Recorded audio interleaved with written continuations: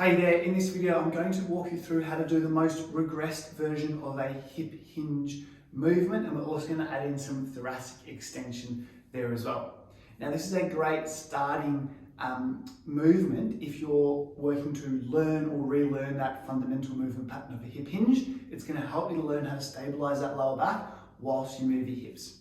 Now this is going to be super important if you're at an acute stage of a lower back disc injury, as well as if you have more chronic longer term lower back problems. It's going to help you again to relearn those patterns there too.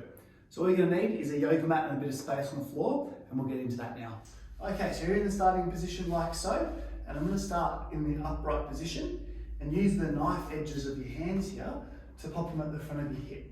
And you're going to sit your weight, I've got my shoes off, sit your weight back into your heels as you fold your torso over the front of your hips. So you should be feeling where that fold point is, and that's where your hip joints are, and that's where you're going to be hinging from. So you're getting that tactile feedback with your hands.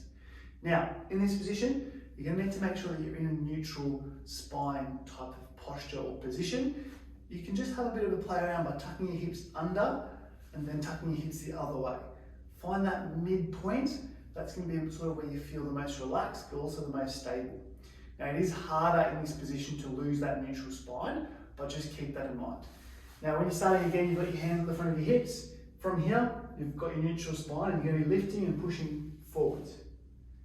And then again, folding at the front of your hips, hinging, sitting your weight backwards into your heels as you come back to this position. And again, you can sitting your weight back into the heels. As this becomes easier, you can fold your arms in front like so, and you're going to do the same movement. Now, in this position here, you can add in an additional thoracic extension movement just by lifting your elbows up and looking upwards.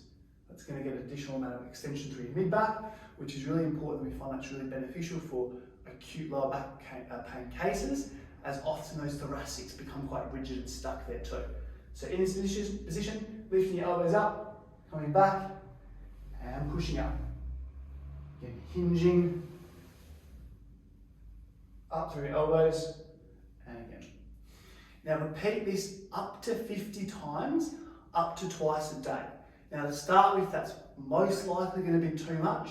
So just get that feedback, find where your tolerance point is, and then you can gradually build up there. Thank you for watching. Any questions, just check in, and we'll see you around.